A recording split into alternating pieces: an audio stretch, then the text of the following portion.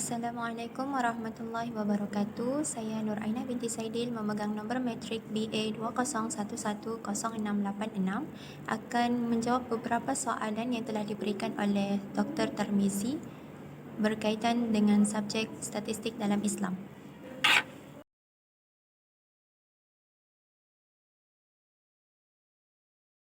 Bagi menjawab soalan yang pertama, statistik deskriptif bermaksud kaedah-kaedah yang digunakan untuk mengumpul maklumat, menyusun, mempersembahkan data dan pengolahan data iaitu memerihalkan data yang telah dikumpulkan. Manakala bagi definisi inferential pula, suatu teknik analisis data yang digunakan dalam menentukan sejauh mana persamaan antara hasil yang diperoleh dari suatu sampel dengan hasil yang akan diperoleh pada populasi secara keseluruhan.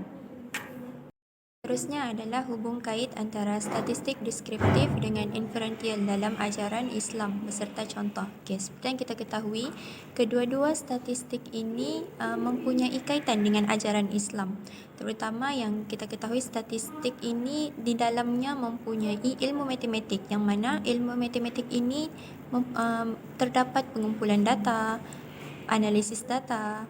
Jadi di dalam untuk mengukuhkan lagi adanya ilmu matematik dalam statistik ini, dalam firman Allah SWT dalam surah Al-Kahfi ayat 49 ada mengatakan, maksudnya, dan letakkanlah kitab yakni catatan amal, lalu engkau akan melihat orang yang berdosa merasa ketakutan terhadap apa yang tertulis di dalamnya, dan mereka berkata, betapa celaka kami, kitab apakah ini, tidak akan tertinggal yang kecil dan yang besar melainkan tercatat semuanya, dan mereka dapati semua apa yang telah mereka kerjakan, yakni mereka tulis, dan Tuhanmu tidak menzalimi seorang pun. Okey. Berdasarkan ayat ni, Allah SWT telah pun memberitahu mengenai peristiwa-peristiwa yang terjadi di hari kiamat, iaitu buku catatan amal perbuatan manusia, yang mana catatan daripada ilmu statistik itu, catatan amal yang dicatat itu berkaitan dengan ilmu statistik, yang mana ilmu statistik ini kan berkaitan dengan mencatat dan mengumpul data. Jadi contoh yang saya boleh berikan, setiap amalan manusia akan dicatat untuk menentukan akhir perjalanan seseorang itu, sama ada di syurga ataupun neraka.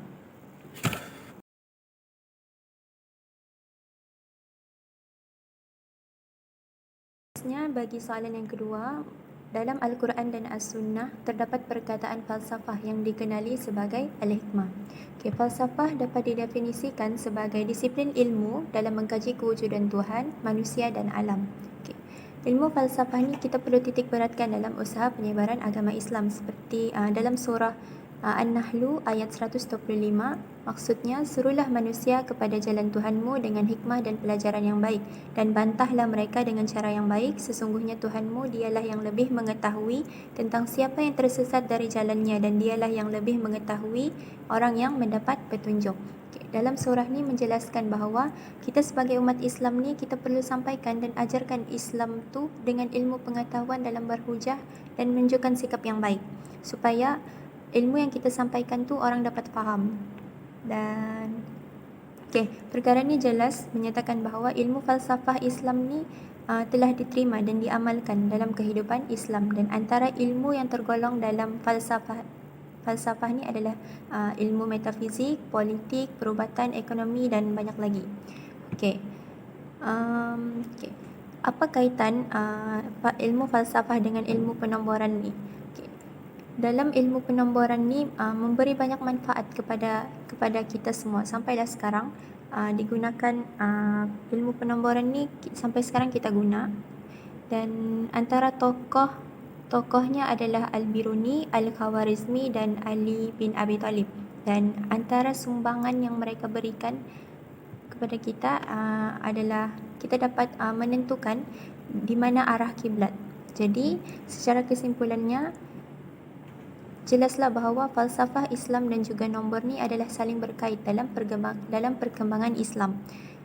Dan Oleh sebab itu, ia jelas menunjukkan bahawa Allah Subhanahu Wa Taala ini menciptakan alam dan seisinya dengan perancangan yang sempurna dan tersusun. Jadi kita sebagai manusia perlu memanfaatkan dan kita perlu berfikir secara kritis agar dapat menjadi individu yang lebih bijak dan memberi manfaat kepada orang lain.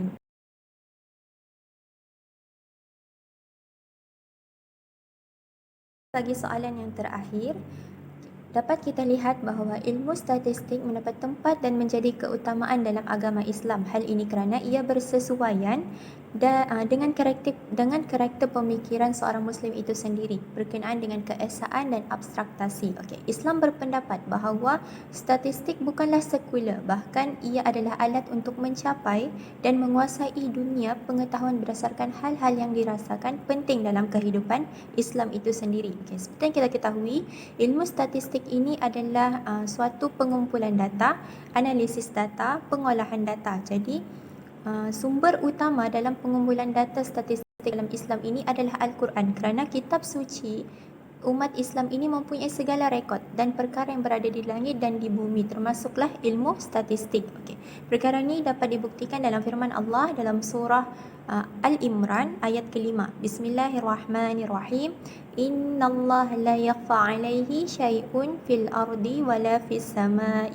Maksudnya, sesungguhnya Allah tidak tersembunyi kepadanya sesuatu pun yang ada di bumi dan juga yang ada di langit. Berdasarkan ayat Al-Quran di atas, Allah tidak sesekali menyembunyikan segala perkara yang berada di langit dan di bumi. Hal ini kerana segala perkara yang berada di langit dan di bumi adalah ciptaan Allah dan tidak ada sesuatu pun yang tersembunyi daripada Allah. Sesungguhnya segala maklumat berkenaan dengan dunia ini serta dan lain seisinya ada di dalam Al-Quran.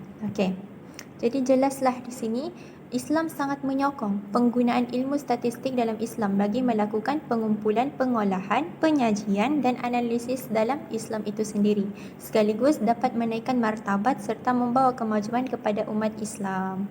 Terima kasih.